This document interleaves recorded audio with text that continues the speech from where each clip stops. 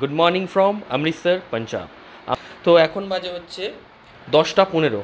আমরা রেডি হয়ে গেছি, ফ্রেশ হয়ে গেছি। এখন আমরা যাব বাইরে একটু অমৃতসর পাঞ্জাবের ফুড ট্রাই করব, মানে ব্রেকফাস্ট করব। তারপর আমরা যাব হচ্ছে গোল্ডেন টেম্পল, তারপরে আমরা যাব হচ্ছে জালিয়ানওয়ালা বাগ, এবং হাতে যদি সময় থাকে তাহলে অবশ্যই যাব আটারি ওয়াঘা বর্ডার, মানে ইন্ডিয়া পাকিস্তান বর্ডার। তো বেশি কথা বলে আর দেরি করব না, চলো বেরোই, বেরিয়ে তোমার সাথে দেখা হচ্ছে। তো দেরি হচ্ছে দেখে আমরা হোটেলেই খাবার অর্ডার দিয়ে দিলাম ব্রেকফাস্টের জন্য। হচ্ছে ব্ল্যাক টি, অমলেট আর আলুর পরোটা। তো চলো খেয়ে নিই, তারপরে কথা হচ্ছে বাইরে বেরিয়ে।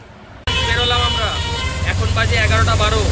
আমরা এখান থেকে গোল্ডেন টেম্পলের জন্য একটা অটো করলাম, 50 করে 100 টাকা করে নেবে। আমার হোটেল থেকে 1.9 কিলোমিটার হচ্ছে গোল্ডেন টেম্পল, মানে 2 কিলোমিটারের মতো। তো অটোতেই যাচ্ছি, আর তুমি হেঁটে আসবো। তো চলো গোল্ডেন টেম্পল যাই।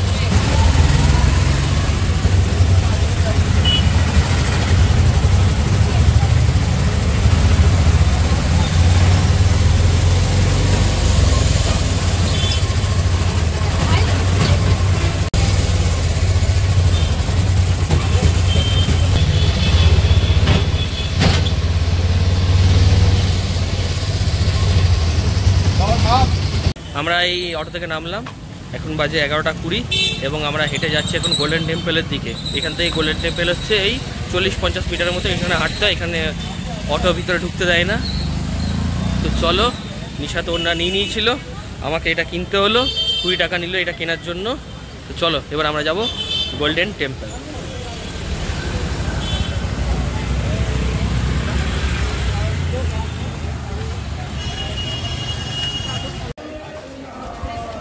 এখন আমরা ঢুকছি গোল্ডেন টেম্পলের দিকে।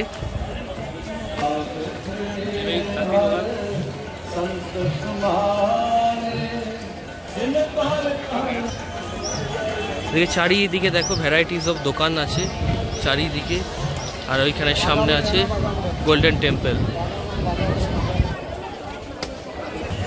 তো সোজা হলো গোল্ডেন টেম্পল, আর এইখানে ভ্যারাইটিস অফ দোকান আছে, ভ্যারাইটিস অফ দোকান। আর এর পাশেই আছে জালিয়ানওয়ালা বাগ। জালিয়ানওয়ালা বাগে যারা শহীদ হয়েছিল তাদের স্ট্যাচু তো ঢোকার মুখে তোমরা দেখলেই। এবার আমরা যাবো এখন গোল্ডেন টেম্পলে।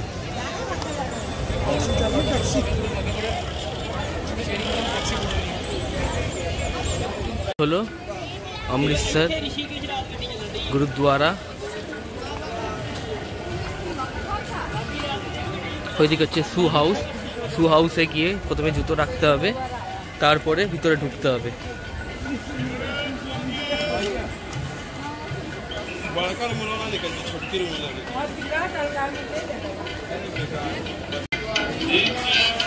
এইখানে যে শু হাউস আছে সেখানে কিন্তু ফ্রিতে, ঠিক আছে, কোনো পয়সা লাগবে না, পুরো ফ্রিতে শু হাউস, মানে ফ্রিতে আপনি জুতো রাখতে পারবেন।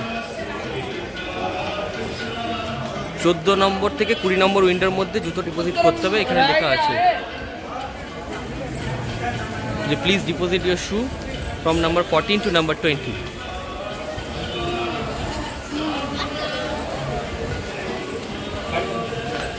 এখানে হলো জুতো রাখা স্ট্যান্ড, এইখানে জুতো রেখে দিতে হবে।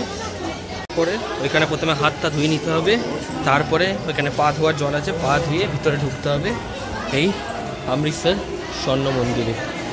আর এই হলো অমৃতসরের স্বর্ণ মন্দির।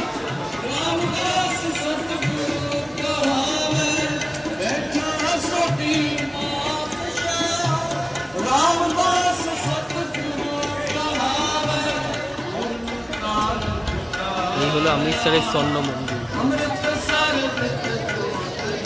হলো অমৃতসর স্বর্ণ মন্দির।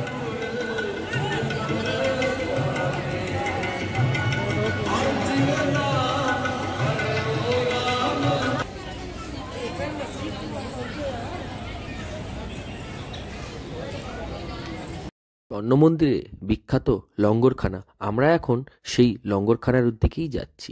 এখানে ঢোকার মুখে আরেকবার ভালো করে এই জলে পাটাকে চুবিয়ে ভালো করে পরিষ্কার করে লঙ্গরখানায় প্রবেশ করতে হয়। এইদিকে লঙ্গর হল, পরপর পরপর বসে এখানে লঙ্গর খাওয়ানো হয়। লঙ্গরখানায় প্রবেশের সাথে সাথেই প্রত্যেক পুণ্যার্থীর হাতে স্বেচ্ছাসেবকরা ধরিয়ে দেন একটি থালা, একটি বাটি এবং একটি চামচ।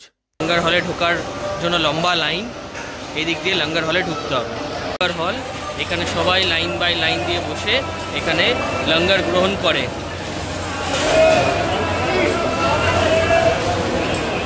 লঙ্গরখানার প্রথম এবং প্রধান আইটেম হলো রুটি, যেটি নেওয়ার সময় 2 হাত বাড়িয়ে গ্রহণ করতে হয়। এছাড়াও ছিল ছোলার সবজি, মুসুর ডাল এবং ক্ষীর এবং পানীয় জলও পরিবেশন করা হচ্ছিল। স্বর্ণ মন্দির দেখে আমরা যখন বেরোলাম তখন ঘড়িকাটা পৌঁছে গেছে প্রায় 12:30টার দিকে। লঙ্গরে খেয়ে এখন যাচ্ছি বাইরের দিকে।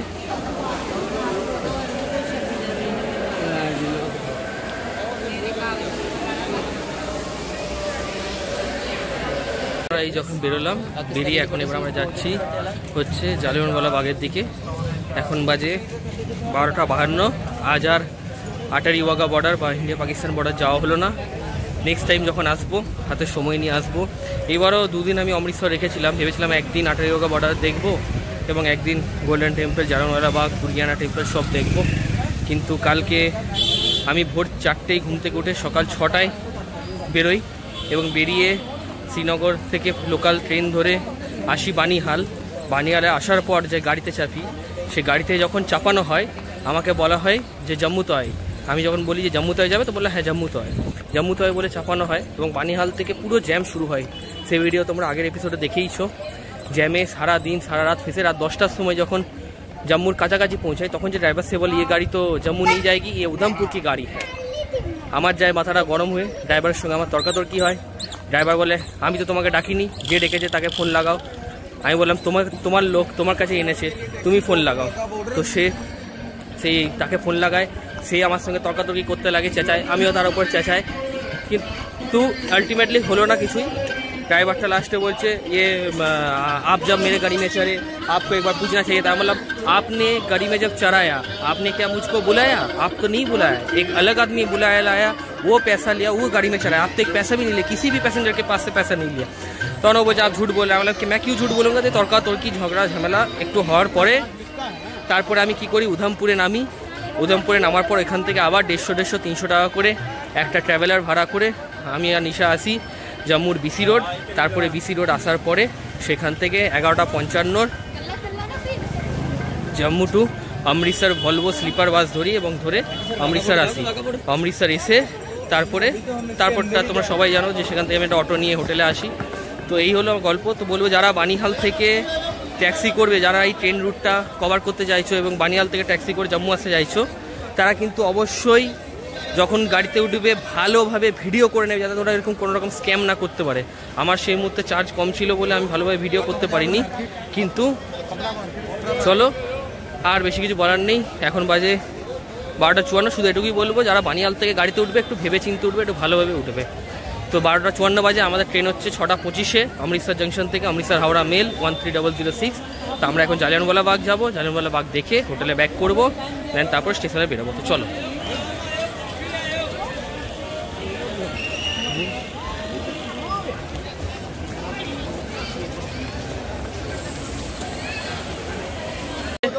স্বর্ণ মন্দির থেকে একটু হেঁটে আসবে, সোজা হেঁটে আসার পরে এখানে জালিয়ানওয়ালা বাগ স্মৃতিসৌধ, তার ঠিক ডান দিকে হচ্ছে জালিয়ানওয়ালা বাগ যাওয়ার রাস্তা।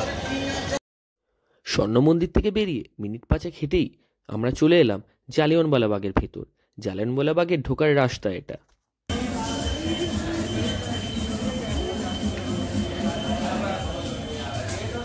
1919 সালের এপ্রিল মাস, পরাধীন ভারতবর্ষে ইংরেজ সরকার জারি করল রাওলাট আইন। এই আইন প্রয়োগ করে যখন তখন যে কোনো ভারতীয়কে তারা জেলে বন্দি করতে পারে। রাওলাট আইন বা কালা আইনের প্রতিবাদে দেশ জুড়ে শুরু হলো গণ আন্দোলন। 13 এপ্রিল 1919 সকাল এমনই এক প্রতিবাদী আন্দোলন সংগঠিত করার জন্য এই এলাকার সাধারণ মানুষ জমায়েত করেছিল এই জালিয়ানওয়ালা বাগের মাঠে। চলছিল শান্তিপূর্ণ প্রতিবাদ আন্দোলন। 13 এপ্রিলের এই জনসভার খবর আগেই পৌঁছে যায় রেজিনাল জেনারেল ডায়ারের কানে। আগের দিনই অর্থাৎ 12 এপ্রিল তিনি অতিরিক্ত পুলিশ ফোর্সের ব্যবস্থা করে থাকেন। স্থানীয় মানুষের জমায়েতে প্রায় পরিপূর্ণ জালিয়ানওয়ালা বাগের ময়দান। তারা গুনাহ করেও অনুমান করতে পারেনি এরপর কি ঘটনা ঘটতে চলেছে। এদিকে জেনারেল ডায়ার সশস্ত্র পুলিশ বাহিনী নিয়ে উপস্থিত হলেন জালিয়ানওয়ালা বাগের উপকণ্ঠে। আর এদিকে ঘেরা এই ময়দানে প্রবেশ বা প্রস্থান করার জন্য একটিই মাত্র গেট ছিল, সেটিকে বন্ধ করে দেওয়া হলো। ডায়ারের নির্দেশে নিরীহ মানুষগুলোর প্রতি শুরু হলো নির্বিচারে গুলিবর্ষণ। প্রায় 1600 রাউন্ড গুলি চলার পর শুধুমাত্র বিরাম ছিল বন্দুকে গুলি লোড করার সময়টুকু। মহিলা থেকে শিশু কেউ রেহাই পেল না। যারা দেওয়াল টপকে বাঁচার চেষ্টা চালিয়েছিল তারাও গুলিবিদ্ধ হয়ে মাটিতে লুটিয়ে পড়ল। গুলি থেকে বাঁচতে ময়দানের পাশে একটি কুয়োতে অনেকে ঝাঁপ দিল, কিন্তু সেই চেষ্টাও ব্যর্থ হলো। পরবর্তী সময়ে সেই কুয়ো থেকে প্রায় 120 জনের মৃতদেহ উদ্ধার করা হয়। মানুষের রক্তে সেই কুয়োর জল লাল হয়ে যায়। আজও এই দেওয়ালের গায়ে গুলির চিহ্ন রয়ে গেছে সেদিনের গণহত্যার সাক্ষী স্বরূপ। এই ঘটনার প্রতিবাদে পুরো দেশ জুড়ে সংগঠিত হয় প্রতিবাদী আন্দোলন।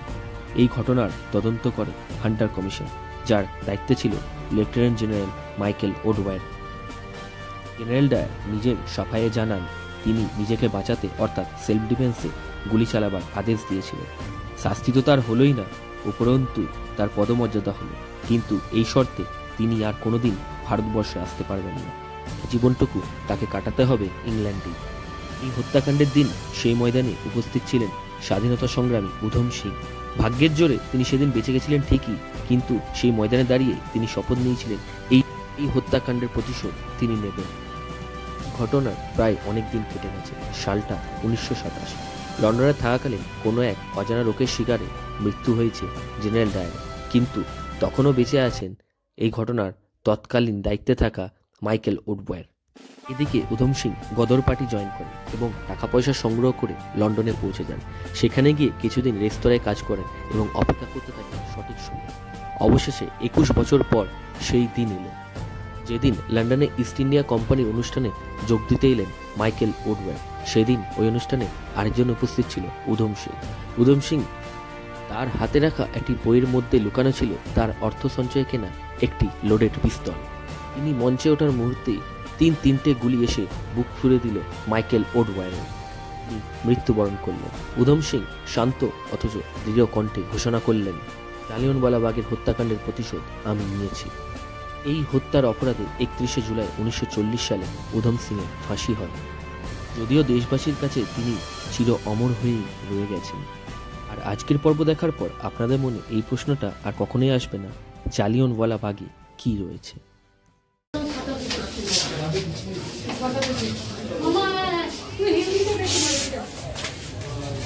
এটা ছিল 8 নম্বর গ্যালারি। আমরা 3 নম্বর 8 গ্যালারি থেকে বেরোলাম এখন।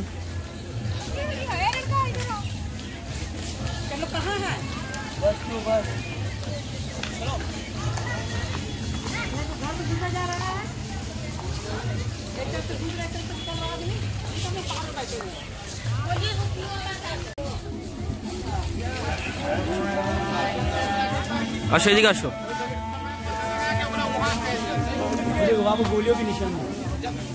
ও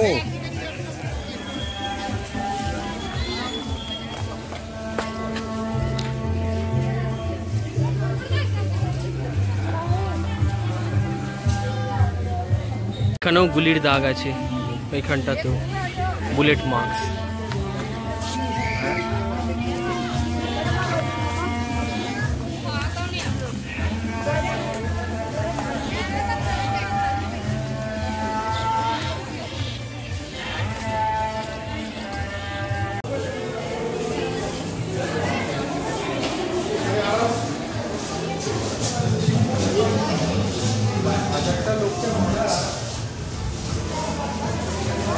এখানে একটা ছোট্ট লাইট অ্যান্ড সাউন্ড শো চলছে। জালিয়ানওয়ালাবাগ আগের জন্য অবশ্যই 1 ঘন্টা হাতে রাখলেই হবে একটু ভালোভাবে ঘোরার জন্য, লাইট অ্যান্ড সাউন্ড শোগুলো দেখার জন্য। তো চলো আমরা এবার যাই হোটেলে। আমাদের হোটেল হচ্ছে হুসেনওয়ারা চকে। তো আমরা হুসেনওয়ারা চক যাব, হোটেলে আধ 1 ঘন্টার মতো রেস্ট নেবো, তারপর বেরোবো। আবার বলছে পাঞ্জাবি কুলফি খাবো, পাঞ্জাবি কুলফি কিনে এখন পাঞ্জাবি কুলফি খাচ্ছে ও। অমৃতসরের এই এপিসোডটা যদি ভালো লেগে থাকে অবশ্যই লাইক করে দিও, কমেন্ট করে দিও, এবং যদি বেশি ভালো থাকে এবং যদি মনে হয় আমার এই ভিডিও তোমার ফ্রেন্ডস বা ফ্যামিলির জন্য হেল্পফুল হতে পারে তাহলে অবশ্যই শেয়ার করে দিও তাদের। তো চলো টাটা, বাই ফ্রম অমৃতসর। দেখা হচ্ছে পরের পর্বে অমৃতসর থেকে কলকাতা অমৃতসর মেলে।